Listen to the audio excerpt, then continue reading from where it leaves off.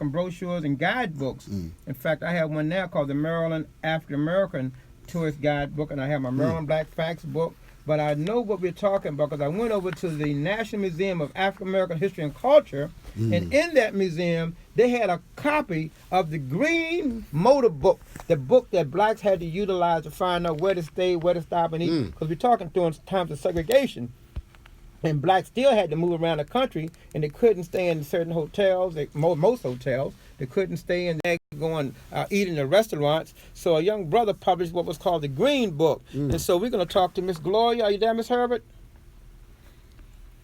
Oh, finally we got a sweet voice online.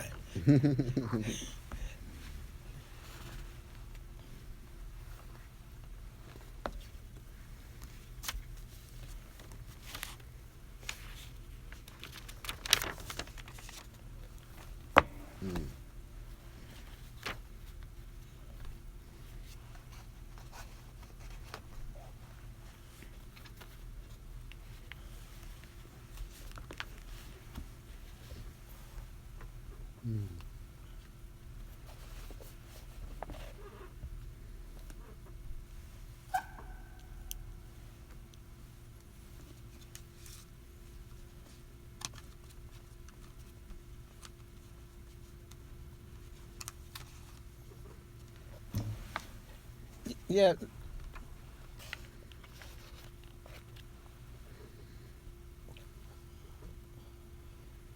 Well, we're going to talk about that. Hold on for 1 second because you mentioned that word restaurant, and I have online Mr. B. He's the general manager of the Brio Tuscan Grill, where today after the show, folks, I'm having the Charm City Cocktail Tour and Happy Hour. We're going to be right there at 100 East Pratt Street, right at Calvert Street, directly across from the Inner Harbor. We're kicking off our Charm City Cocktail Tour, and the general manager of the Brio is online, so let me just talk to him a quick second. I'll get right back to y'all folks.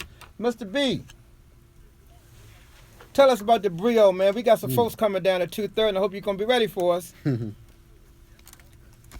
Well, I know you're going to have that $5 martini because this is the Charm City Cocktail Hour, and we're going to be doing this, folks, around the city, around the state, and every so often we're going to pick a place, ask that place to create a special cocktail, and when our tourists leave the convention center and they want to get a little refresher, they're going to step down to the Brio. So, Mr. B, what you got planned for us this afternoon?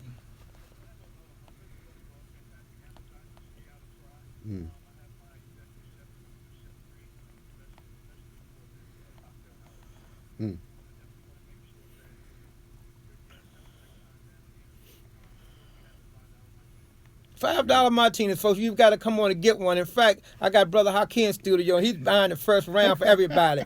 So y'all come on down, and this is going to be at 2:30 to 6:30, 100 East Pratt Street. You know where the Gallery Mall is in our fantastic Inner Harbor, unlike any other in the country. Stop on down, and guess what? We got door prizes. I might even give out some of these Universal Soul tickets. We're going to have the Good Life USA Travel Club card person. They're going to do a presentation. So that's today. 2:30 to 6:30, Brio Tuscan Grill. Brother Bryant, we'll see you down there, Mr. B. Thank you a lot, sir. Right. So now, folks, look here. Let's go back and talk a little bit more about tourism. Look, Saul, you're probably what I would consider the premier publisher, and often travel writers cover historic events or they may cover a big tourism event. Tell us about the articles and things that's in your paper, in your magazine.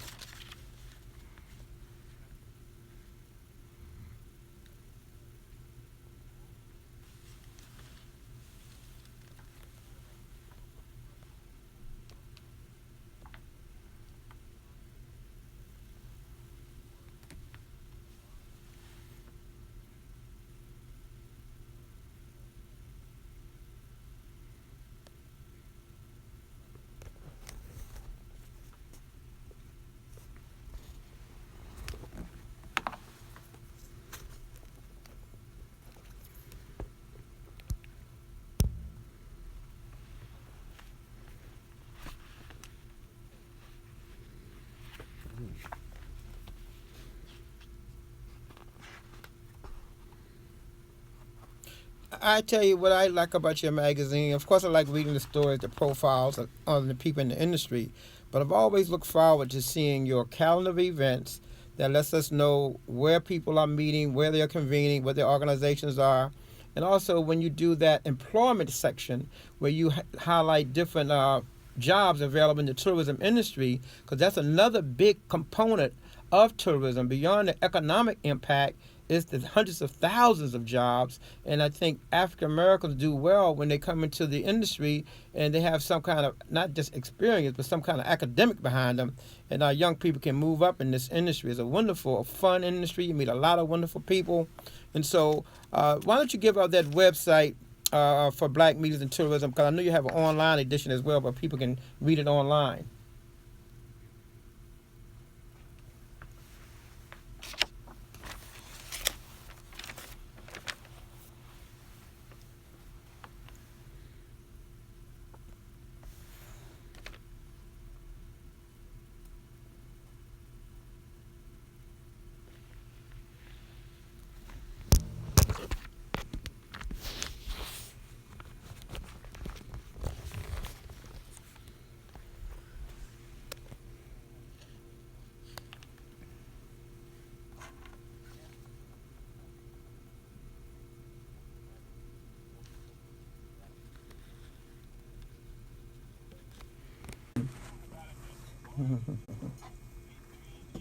But that's my question. That takes me to my question. How have you been so successful in getting African American groups to come?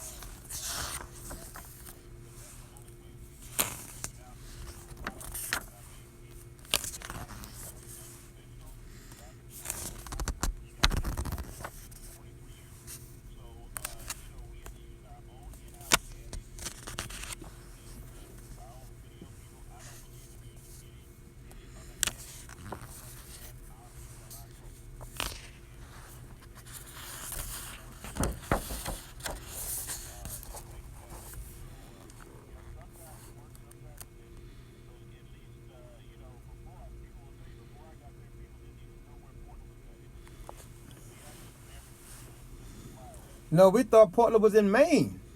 That's all we knew. Portland, Maine.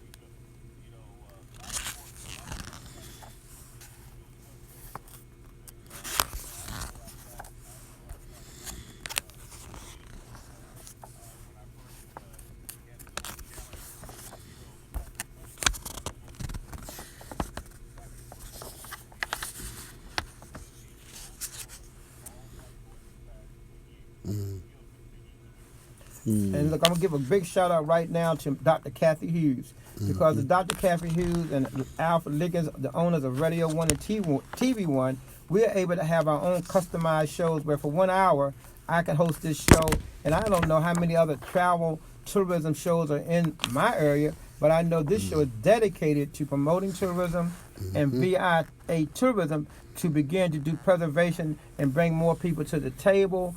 I'm willing to work with everybody in our city, so we're doing everything we can and trying to hold it down. And this show is a part of tourism because I'm a part of tourism. So it's every Thursday, folks. Those listening in, from 12 to 1 every Thursday, we're going to take it up, BDX Live.